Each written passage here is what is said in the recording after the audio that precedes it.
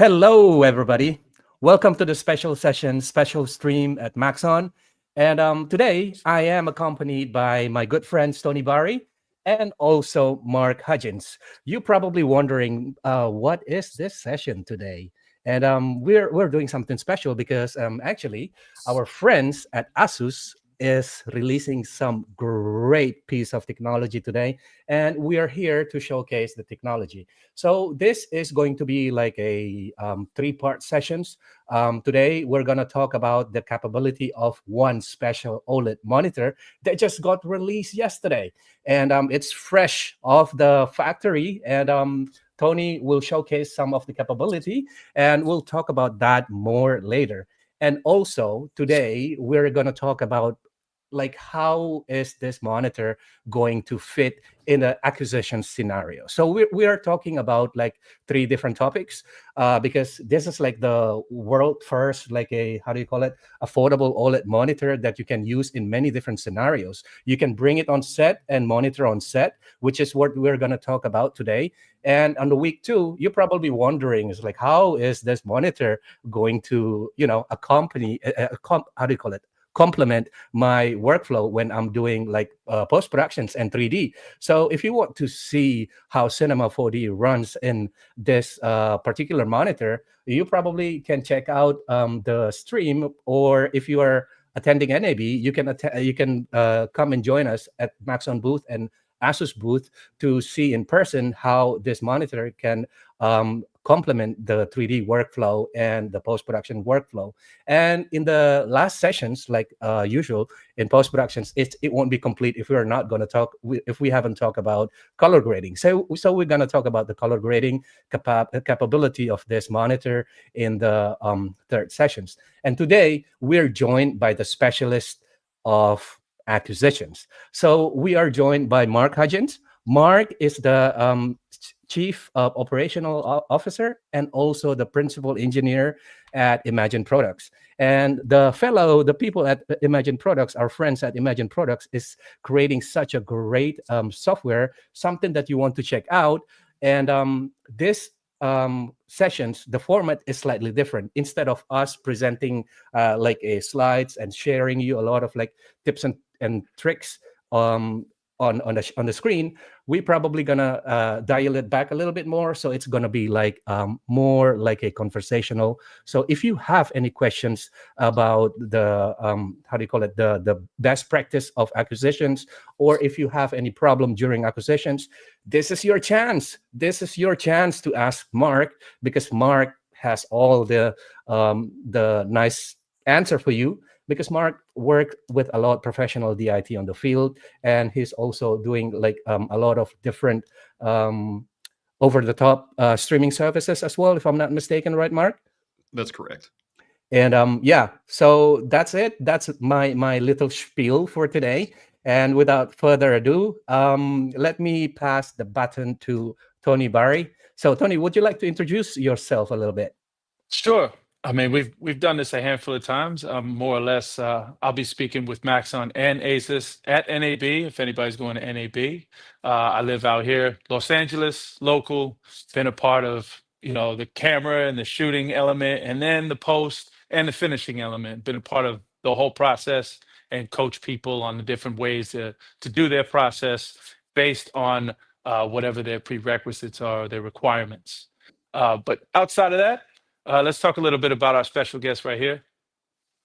And I'll say this nice and slow. This is the PA32 UCDM. Okay, a little bit of a tongue twister. Beautiful monitor, just released yesterday, under $2,000 US. And it fluctuates depending on what reseller you're buying it from. But, I've been able to I have this pre-release model here. I've had it now for a couple of weeks. And I got to basically shoot with it, use it as my camera monitor or my client monitor. I've used it in post. I brought it to a colorist friend's color bay, and we really kicked the tires on it and got to push all the levels in SDR and in HDR, and this thing goes up to 1,000 nits. So tons of different features on this monitor. We'll get into some more of that. We have this is a 3-part series. Plus, we'll be live at NAB with the monitor in person. Please stop by either the ASUS booth or the Maxon booth, and we'll give you more details about that. Today, we're going to talk about a few different things. Let me just kind of go through some of our talking points before we get right into it. We're going to talk about image fidelity. We're going to talk about where your bottleneck is in the process. And a lot of this has to either do with hardware, software, or just, simple things that we might not pay attention to, because a lot of the times, especially in production, you have to do 10 different things at the same time, and then your cell phone's ringing at the same time, or you get a text message. So many things happening, and you always got to make sure that you pay attention to the specifics to, whatever it is you're shooting.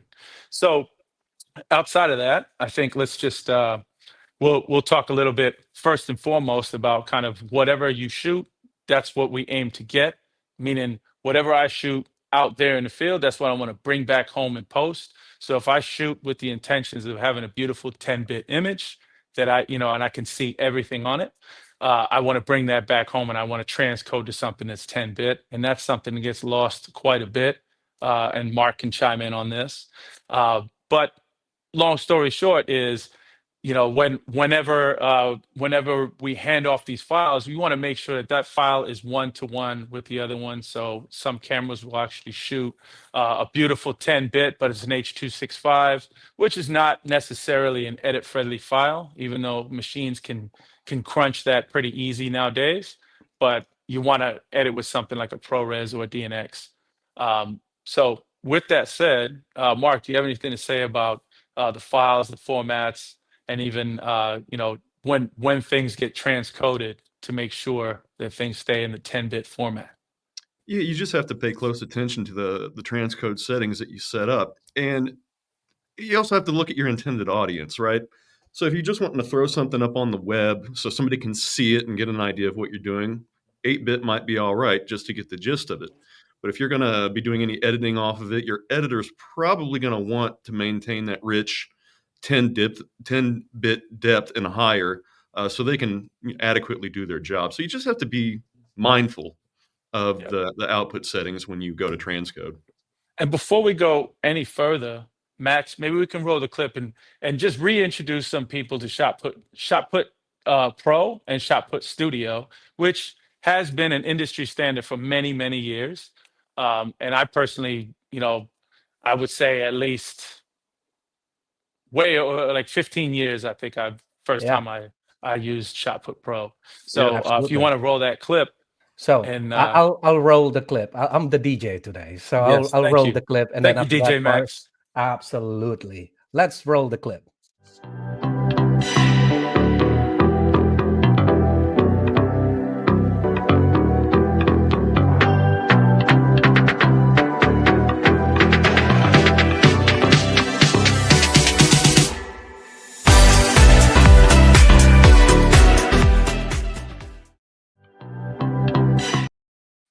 So, Mark, Shotput Pro. Can you tell us a little bit more about Shotput Pro? So Shotput Pro is our flagship application at Imagine Products. Like Tony said, it's been around since 2008. It was the first thing I worked on when I started here 16 plus years ago. And since 2008, it has evolved and improved and has become, the staple of many workflows to help manage data, kind of take the headache out of making sure that your data gets to where it needs to go and it gets there in the right form. But recently, we've expanded upon just the copy and reporting functionality of Shotput Pro to roll in things to make your workflow even easier, like automated transcoding, report generation, all those nice little things you need to accompany your workflow to make sure that your data got to where it was going, what's there, who it went to, and basically just make simple things that you don't even really want to do, but you have to do. Yeah. So really quick about the reports. So that's basically just your receipt for all the data that you have on your camera card. When it comes across, it'll save your life, save your job, more or less, when in case you have an issue with the card itself, an issue with your computer, an issue with a cable, the application will also tell you what the issue will. It'll kind of lead you to where the issue is. So it's a receipt that kind of saves your job and kind of it instills trust. So So Okay. if it's I not a small thing.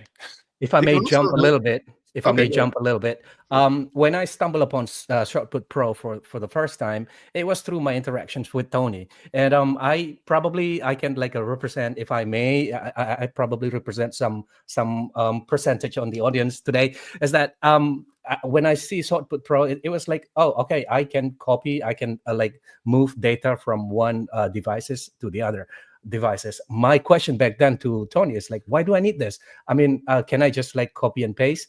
And can you like tell us, Mark, what is the importance of like a really like having it like a professionally handled like managing those data? So yeah, that's probably the most common question we get on, why would I use this app? Is I've got Finder, I've got Explorer, I can just do a copy and paste. The problem with that is your data is super valuable, and there's a lot of things that can go wrong. And Finder and Explorer will only pick up on a small subset of problems that may occur. They won't necessarily pick up that the data got corrupted when it got to the drive. It won't necessarily detect that you've got garbage input because your card overheated and is supplying data that's just not any good. Applications like ours, like Shotput Pro, add extra layers of data integrity checking to make sure that the data that was recorded on that camera card got to where you copied it in the correct manner, that it's byte equivalent to what was on the camera card. And that's, hugely important because you're dealing with very valuable data that in some cases can't be replicated. So you need to have that confidence that everything that you copied is right. So with that Thank said, you. also, think about however many people are on the set that you're working on, or if it's a documentary and this is a moment that's happening, you're either it costs a lot of money to keep those people there to get another shot, or that moment may not happen again as organic as it did the first time. So it's really important to nail these moments. And it's really important to keep that data and make sure it doesn't go bad or it doesn't translate across before you wipe that card again. Absolutely. I can now see like the importance of it. Just imagine if you are in a big productions and you just copy the data manually and then suddenly it goes corrupt, and how are you going to do that? That's $1 million in the bet over there. So Yep. yeah, I think this makes a lot of sense. Well, here's another thing, right? When you have that much data, let's say you're copying over a card, because cards can be like 1, 2 terabyte SSDs now. And if you're transferring over that media, just think about it. If anybody's ever owned a fish tank, if you ever own fish at your house and you're moving a fish tank full of water, right? It's a very delicate process. So if you move a little too fast, it'll start sloshing. And then before you know it, you got water on the floor. That's your data. So you really got to be careful when you have these processes, and having an application like Shotput Pro or Shotput Studio really makes it a little bit easier and kind of calms your nerves down when you're transferring that much data. Well, I'll expand upon that a little bit too, that Hmm. with the reports and the manifests that Shotput can produce, data hits a lot of points between when you offload it from the camera to when it hits the screen. It's with distributed productions, this stuff could be flying all across the world. And invariably, at some point, some data is going to get mishandled or lost. And at the very least, you want some evidence that things were right when you handed it off. But you can be a superstar if not only you say, hey, this isn't my fault, but let me point you to where the data is. That can be a lifesaver and can save a lot of headaches in your production pipeline just to Yep. have those reports that indicate where the data is at. Which can also make them simplified so anybody can read them. So they'll include the first thumbnail will be usually the first frame of the shot, and you can customize how big you want them. You can customize the labels on them, and you can really make them easier. So when you do hand them off to a producer, if they're not necessarily super tech savvy or haven't used the program before, you hand them a PDF, and that PDF explains everything and where things are. So if the first shot when they hit the record button and they start rolling is the slate, now you see the scene number and you can read all the data right there, and that can be your thumbnail. So a Right. lot of different things like that. But just to kind of bring it back to the grand scope of what we're talking about, because we're also going to talk about image fidelity, not just the way data is handled, but also why is it important to have 10-bit? Because if you look at a lot of consumer devices, they say they go up to 6K, 8K, 4K, right, on the cell phone, right? So if a cell phone does 8K, it's probably not doing 10-bit. And you could take a 10-bit 1080 regular HD file, and then you put it up against a 4K that's an 8-bit file. One's going to look muddy and one's going to look nice and crisp. And I've always heard many a times over the years, just hearing people saying, how come what I shoot just doesn't look like that? Like I'm trying to get it to look like that over there.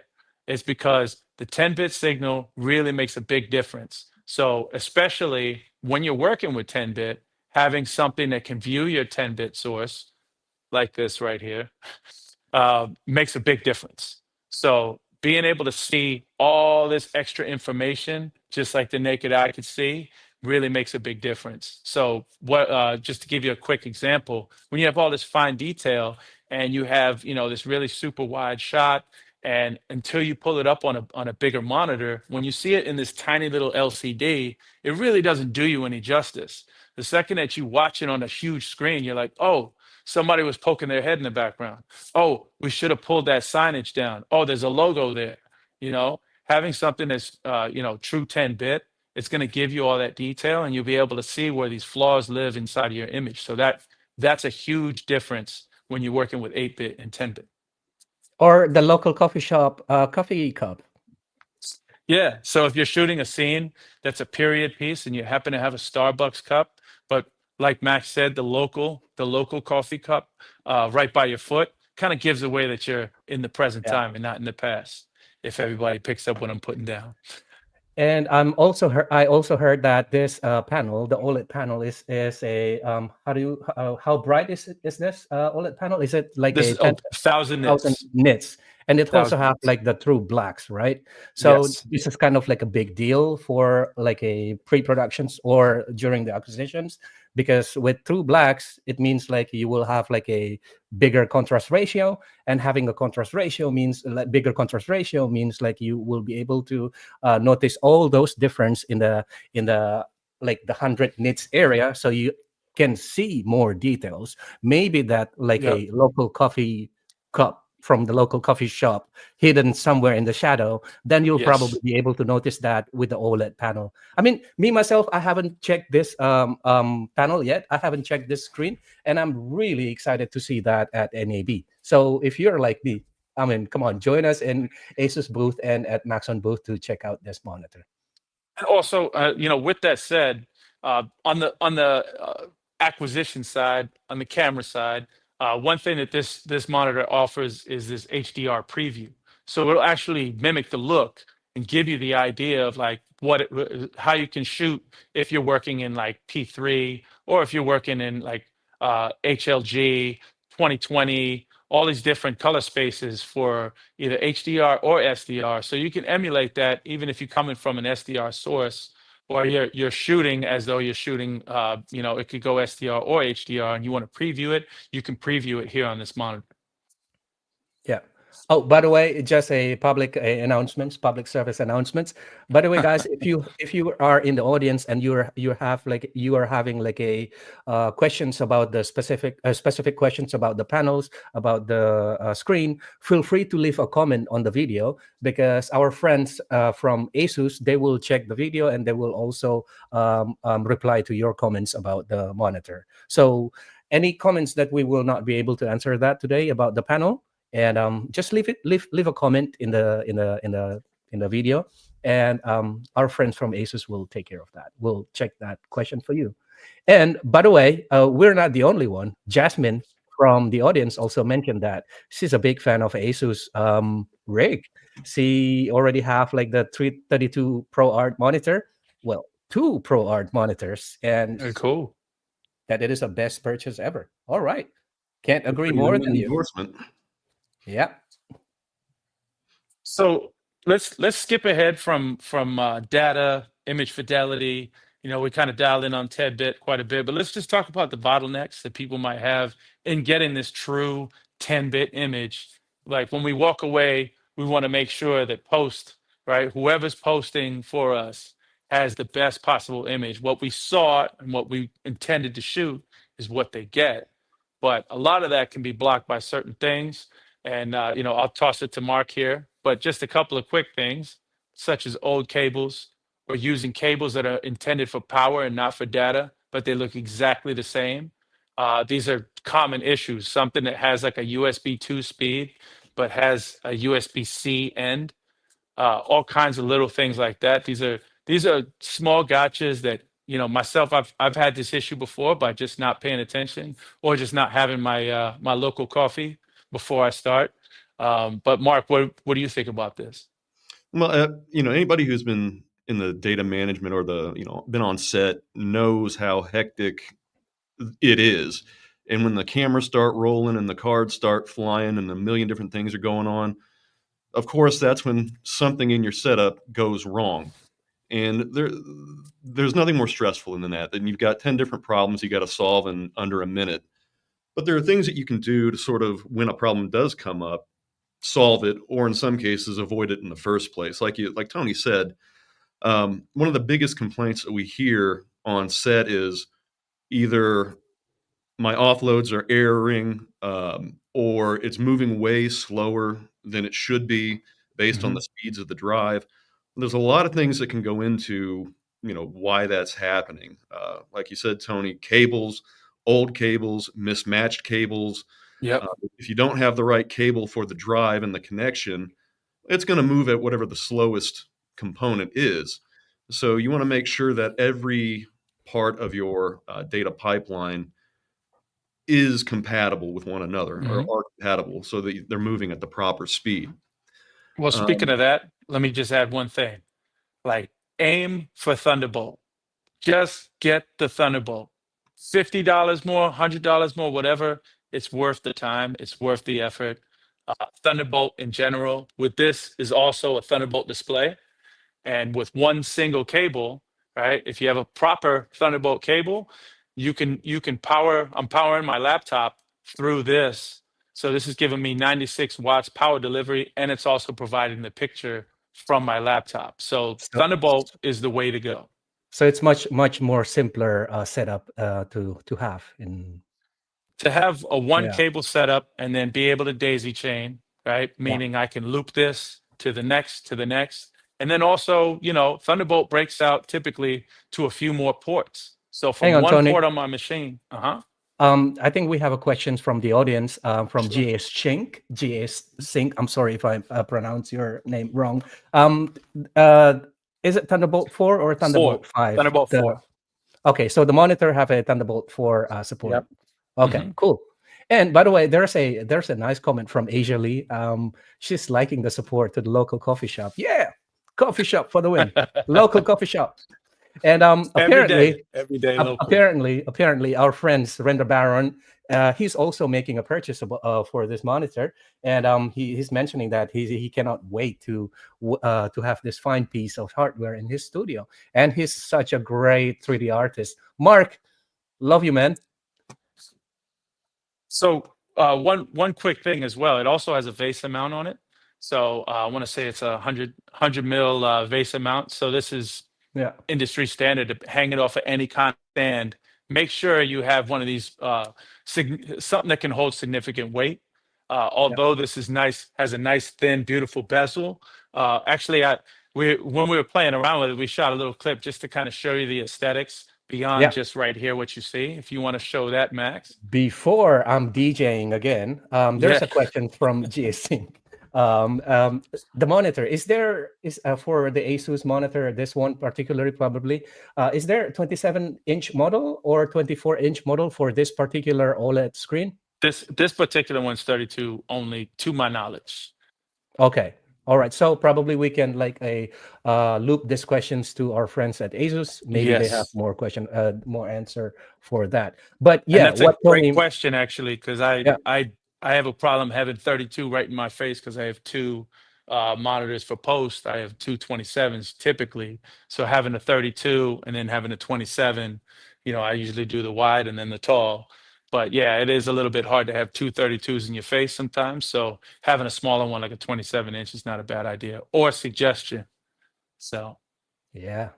And if you are curious to see like the close look for the monitor, and here is the clip for the monitor.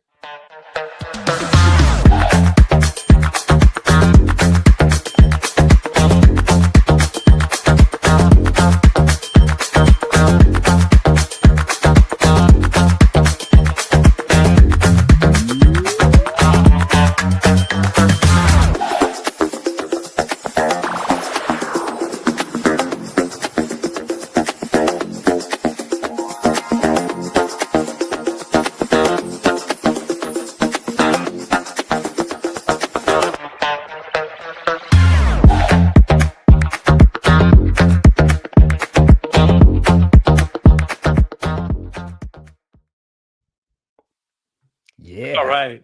So yeah, All right. I got a kick out of the fact that it's that thin. So we put a pencil on top of it just to emphasize how thin this panel is.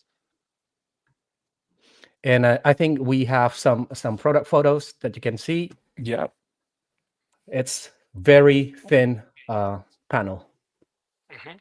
I mean, minus there's the hub, right, and there's kind of the guts that's in the center there, and that's a lot of that's where all your ports and everything lives. But the panel itself is super thin, very easy to work with, and like I said, you can mount that on any C stand or anything like that if you wanted to use it as a client monitor or something on set. Yeah. So back to our bottleneck.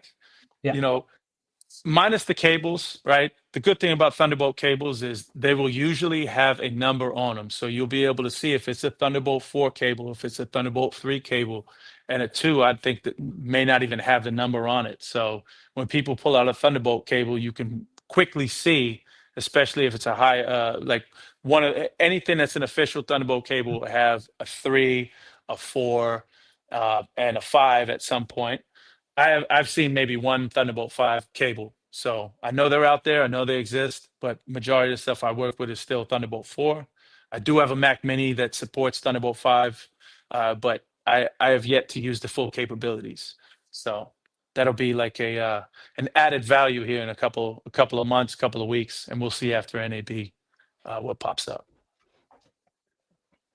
So back to the bottleneck. We were just talking also, Mark, maybe you can add something about software, drivers, OS, all this good stuff that, because Mark has done a bunch of not only the QA, QC, but also been the tech support for some people that are on set calling in hot, and Mark has to kind of solve that problem on the fly. So we'll put his phone number on the screen too, so you can call him. You can put the support email. We'll leave it at that. But yeah, I've fielded a lot of emails and calls from people on the set freaking out that things aren't working right. And one of the more common problems I see is they'll tell me that, hey, I updated my Mac OS right before I went to the shoot. Well, if you have anything that requires specialized drivers to make it work, chances are an update to your OS is not going to play well with an old driver. Now, hopefully, if you're lucky, they'll have an update. Whoever the hardware manufacturer is will have an updated driver, and installing that will solve your problem. And sometimes when there's a driver mismatch, most of the times it won't work at all, but some of the time it'll kind of work, meaning that you might get the data to flow through, but it's going to be super slow. So that's one of the more common problems, and it's probably something you should check out before you hit the set. That before you update your OS, you make sure that any component of your pipeline is going to be compatible with that. And you certainly want to do that before you get to the set, because if you wait, it's prep.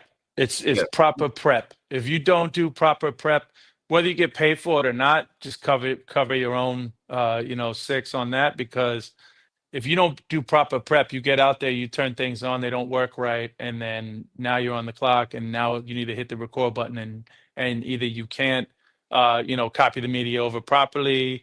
Something will be wrong if you don't turn things on, plug them up, and at least pretend to shoot for a couple of hours before you actually go to shoot. And I So would say, please prep. don't do any major software or operating system updates unless you've got the time to vet it, to prep, to fix any potential incompatibilities, because that is the last thing you want to try to be messing with on the set, is Mhm. getting software compliant with your workflow. It's just, it'll save you a whole lot of stress doing a little Yep. bit of pre-gaming. So I do see one or two. I see a question here just about a sunshade for this monitor. Asus does have. They do have another monitor that has a sunshade. Is there one for this? That's something to put in the comments, and we'll relay that message over. But yeah, that is a great point. And actually, you're a step ahead of what we were going to say. Is another thing that people do is leave gear in the hot sun, or not have, some people even have on their carts, they'll have a little flexible umbrella. I got a good friend that does that, just to kind of avoid the sun right on their gear. And you don't want to have direct sunlight on your monitor. Me personally, I would always either put a shade on it or kind of make a little makeshift situation. Talk to my grip friends. One of And the best heat mitigation things I've ever seen was one of our customers rigged up a mini fridge that he was put holes in it, and he put all of his cards and all of his like gear that was prone to heating up in there, and he said it did a great job. So there's definitely some ingenuity that goes into on set activities. And if I'm not mistaken, the monitor that we are seeing today, the back case of the monitor itself, the material, it's metal, right? So Yes. it's by design, it has like a very good heat dissipations because Mhm. it's a conducive material. So I think that's a very how do you call it? That's a good plus to That's a have. plus. Yeah. Yeah. And by the way, there's a questions from Cactus Studio in the audience.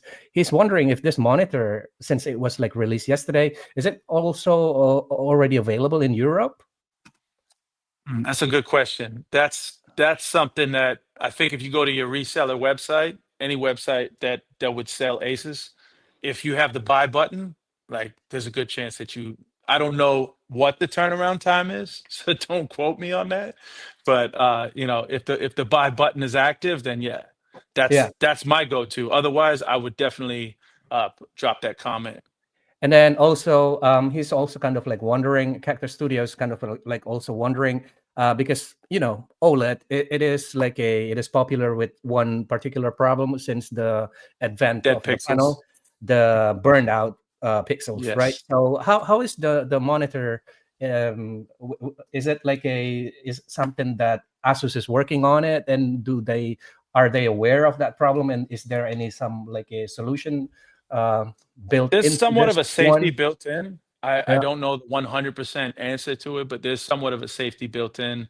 Also, there is a sensor right here on the bottom, which you can't see. You can kind of see where my finger is, but there's a sensor right there that basically, if you walk away, you can set it up to, as soon as you walk away, then it'll dim the monitor to like rest mode as soon so as you walk away. there's a safety feature to that Yes, that there's built a in this light sensor monitor. that'll dim Yeah, that, so you're not burning out and you're not going that is 100% neat. the whole time. That is There's neat. also there's a function called uniform brightness as well, but that'll max out at like 250 nits.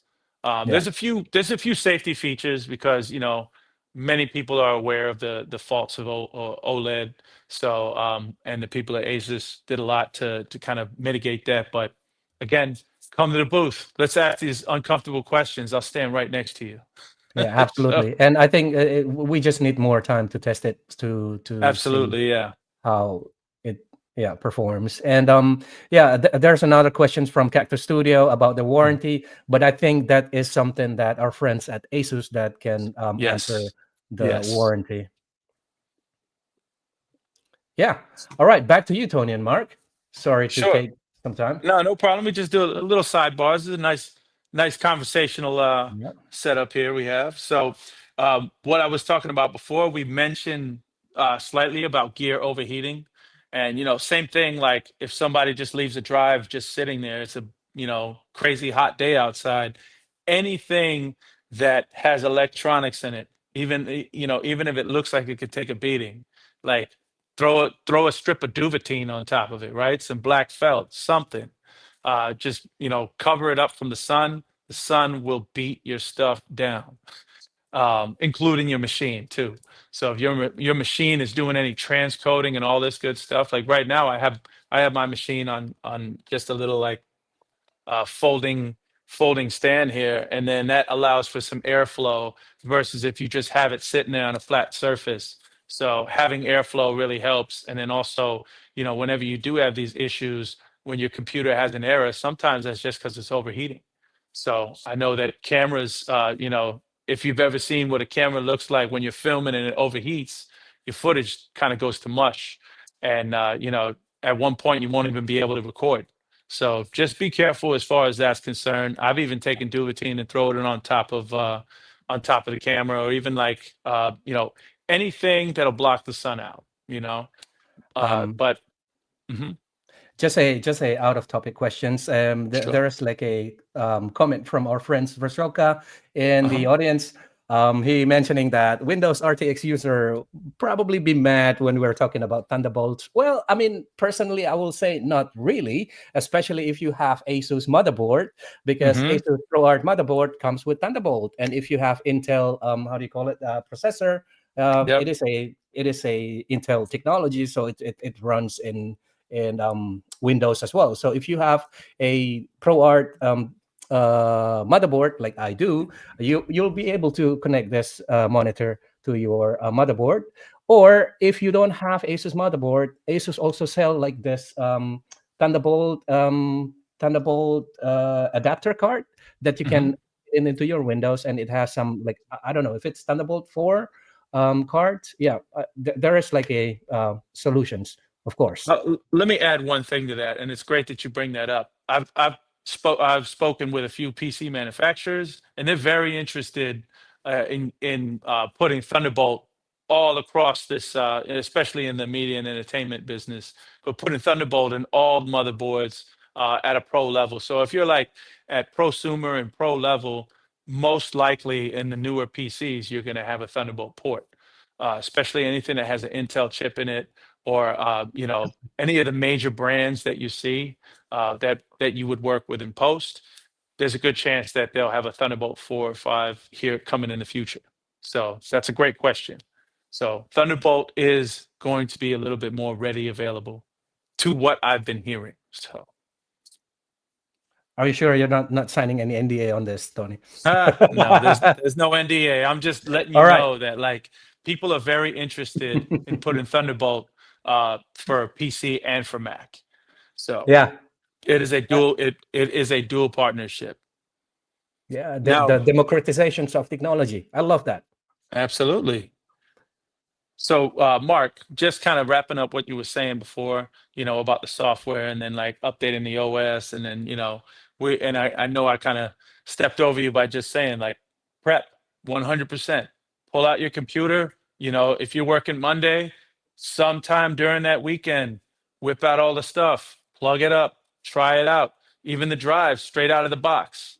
100%. Pull the drives out, label them, format them if you need to. Do not just pull a fresh drive out on the day, because what happens sometimes they just DOA, they're dead on arrival, and there's nothing you can do about that. And if you didn't have a backup, now you kind of have only one drive. And again, like, what's the saying about 2 and 3 drives? Like two's a backup, three's a what was that one? Do you know that one, Oh, Mark? the 3-2-1 rules. Yeah. Yeah, what's that? I believe it's 3 backups, 2 different types of media, and 1 offset or There you go. offsite. So that prevents against disaster. If you're only doing one, all it takes is that one drive going down to Hmm. completely lose everything. And if you're And lose lucky, credibility too. And and lose credibility. yeah, and That's if you're huge. lucky, a data recovery service might be able to get at it, but there's no guarantee of that. So, just you got to stack the deck in your favor and have redundant backups of your Mhm. valuable footage. And hard drives do not cost that much these days anyway. And like if you're shopping for drives, try to do the calculation on how much I can tell you right now, however many times I'm on a tech call before stuff happens, and then you're kind of like sitting there looking at, okay, how many cameras, what camera model, How much are we shooting? How many scenes? Or like where, like how many cameras? So you kind of got to do that math. There's And actually a couple of data calculators out there for yeah, I you think can download. AJA and Blackmagic, AJA, yep. one of their speed apps also comes with you put in some parameters or what you're going to be shooting, and it'll churn out how much data you're going to be producing. Yeah. And that's a common question to answer if you're the person who's either the DIT or the media manager, or even, I've seen where the PA is the media manager, and that happens. And Um, I have a question to Mark. Mark, because we're talking about SSD and storage and so on and so forth. I Mhm. mean, I really, would love to know more about that. Can I, like, for example, if I buying an SSD, can I use it like for good or something like that? Is SSD like that reliable? Like, can I like, is it advisable to buy like a big storage, like single SSD, or is it better to have like a smaller SSD but like redundant? Yeah, I would always go with redundancy over just one big drive, because these things are not immortal, right? They fail, they get old, the sectors start to rot, and if you've got Oh, backups or different, multiple drives, okay, one goes down, you're fine. If you only got one big drive and it goes down, well, what are you going to do? Nothing. You're going to start scrambling, trying to try to see if Best Buy or yeah. somewhere else is open and close to the Better set. get yourself a RAID. Better get yourself a RAID or a NAS. Yeah, You that's know. even a step above. We're seeing a lot of our customers are moving to RAID-based solutions because it provides that redundancy with very little. You'd have a little bit of a setup work to do, but once it's set up, Mhm. you're good to go. And if Yeah. something goes down, you're covered. Yep. Our friend Red G25 mentioned in the comment, if possible, use more than 3 backups. Absolutely. Son, father, and grandfather. That's a nice one. That's a good one. That's a good So, one. Yeah. yeah. And With that said, go ahead, Max. yeah, Mark, we were talking about a Shotput Studio before, and I'm really curious about Shotput Studio. I saw Shotput Pro before, but is there anything that you can like share with us? Sure. Can you share with us the interface of the app? How does it look like? I mean, I'm pretty curious. Yeah. Let me see if I can get this set up here. Yep. There we And go. if you can quickly just chat about the difference between Shotput Studio and Shotput Pro. Sure. Like I said earlier, Shotput Pro is kind of our flagship app. It's been around since 2008, so a long time. And its claim to fame is fast, secured offloads with reports. That's great, and it provides a lot of what you need, but not necessarily everything that you need. We have had customers say, "Hey, we need transcodes. Hey, we need to upload to the cloud. We need standalone reports. If I point software at the drive, I want you to provide me a report of everything's on there with thumbnails and the metadata that I get when I offload something." That was the motivation behind creating Shotput Studio. It does everything that Shotput Pro does, plus a lot more. It does transcoding, backing up to the cloud, standalone reports of what's on your drive. And coming soon, and we'll be showing this at Axle AI's booth at NAB, we have created an automated workflow that will automatically offload your footage to a fast drive, cascade that to maybe a slower HHD or HDD, transcode your footage automatically, and then kick it up to the cloud. You only have to set it up once, start plugging in drives, and it does it all automatically. And then also, because I'm seeing an interface like this, you also have dark mode. So those of you that feel like it might burn out your screen or it might burn Yeah. out your eyeballs, you can turn it into dark mode. It makes things a little bit easier. It follows whatever your Mac OS setting is. So if you've got your Mac OS in dark mode, yeah, it has everyone here in the office thinks the dark mode look better, but for some reason I'm attached to light mode, so that's why we're That's seeing. all right. It's classic. It's He's classic. he's on the dark. He's on the light side, man. That's right. Um, But our friend Dave Taylor in the audience is asking, maybe this was already discussed, but in regards of multiple backups, is there an automatic solution for PC, like a like Time Machine on Mac? He tried Genie, but he was like confused and he felt terrible. But I think that would be like a stuff that Mark already mentioned. I think if I'm having the same problem, I probably will try Shotput Studio and use Backblaze or something like that, right, Mark? Yeah, I mean, it shows it in the interface right there.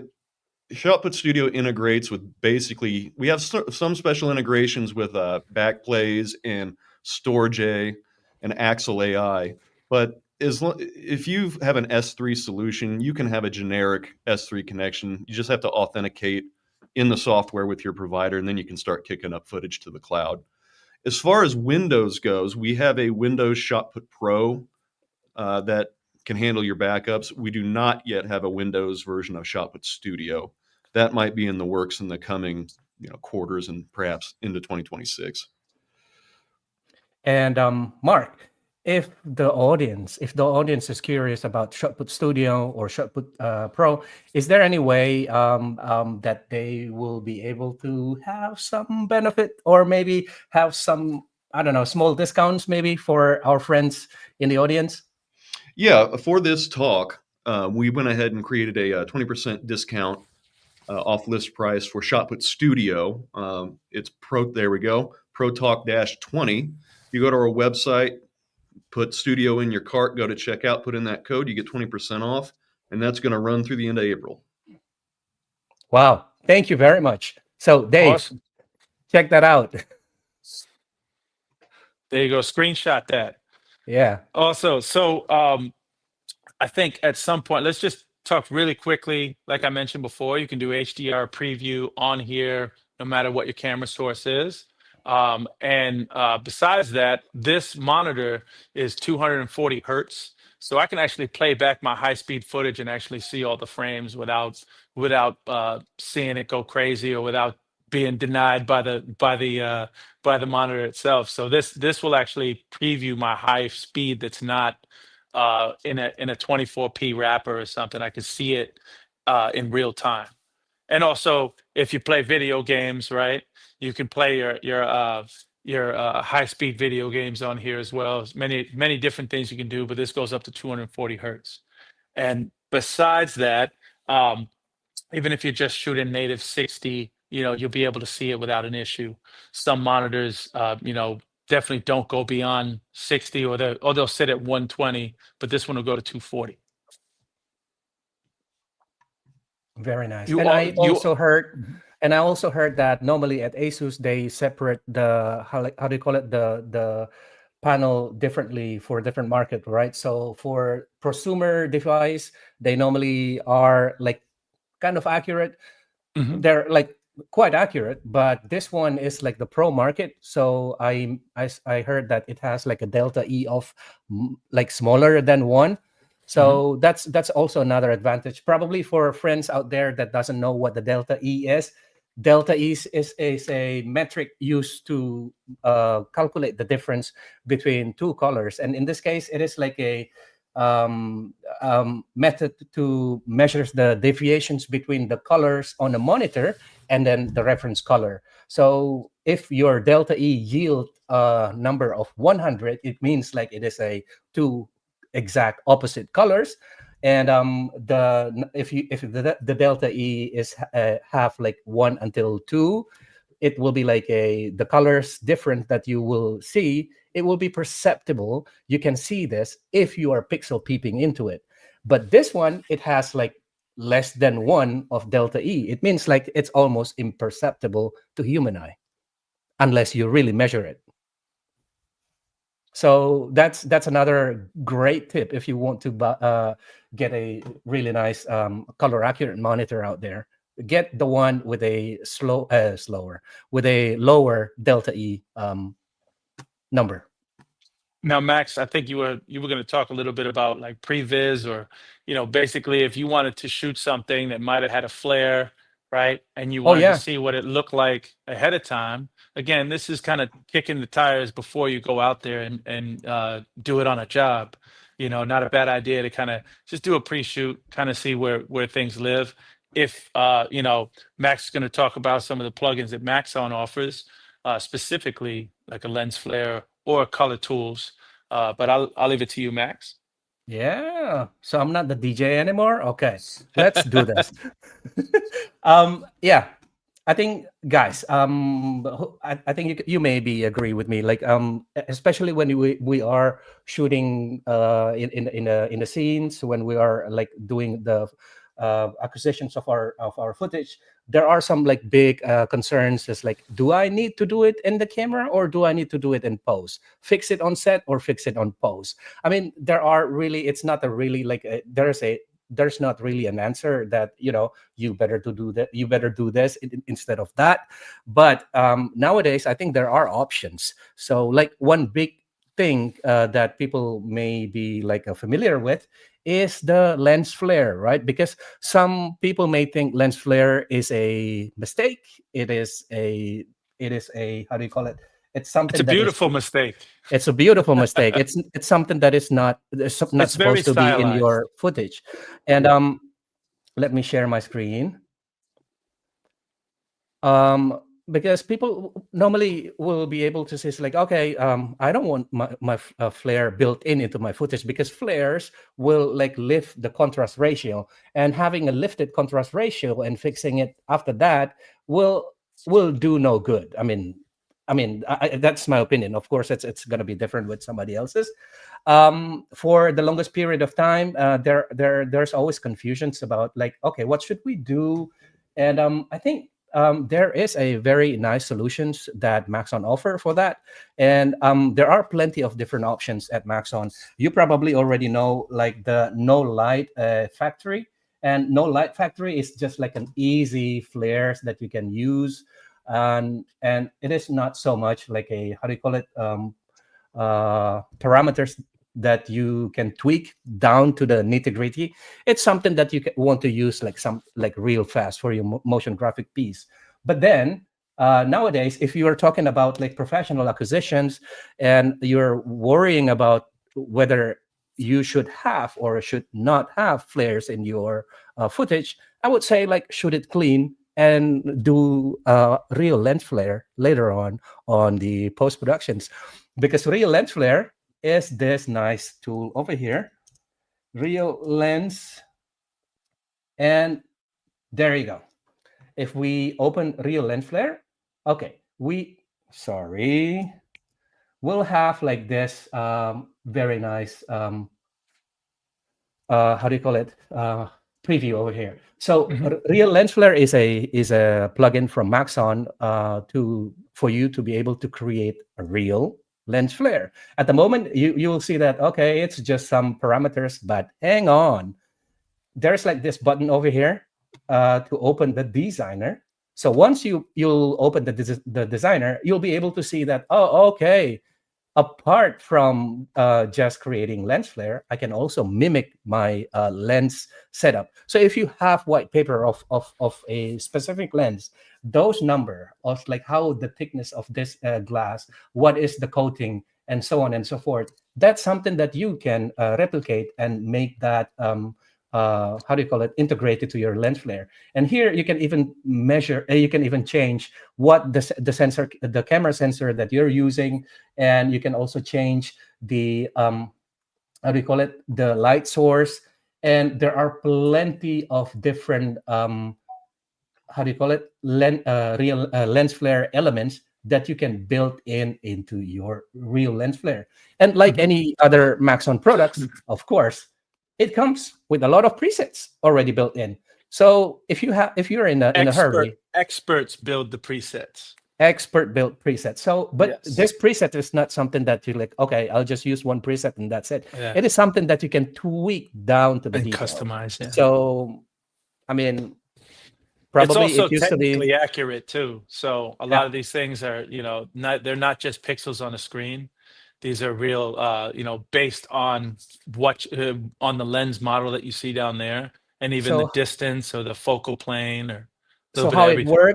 how it works, it simulates the light coming into a lens, and all this lens element is having an effect to the result that we are seeing in our images. Right. So that's a little spiel about real lens flare. More onto that later, because I really am curious to test real lens flare on the ASUS monitor at NAB. So if you're curious and you happen to be at NAB, come join us and let's test this together. And we hope to see you here at NAB. So NAB will be live, and we'll be joined by a few different guests, and we'll be either at ASUS and we'll be at Maxon, like I mentioned before. Come and try the monitor out.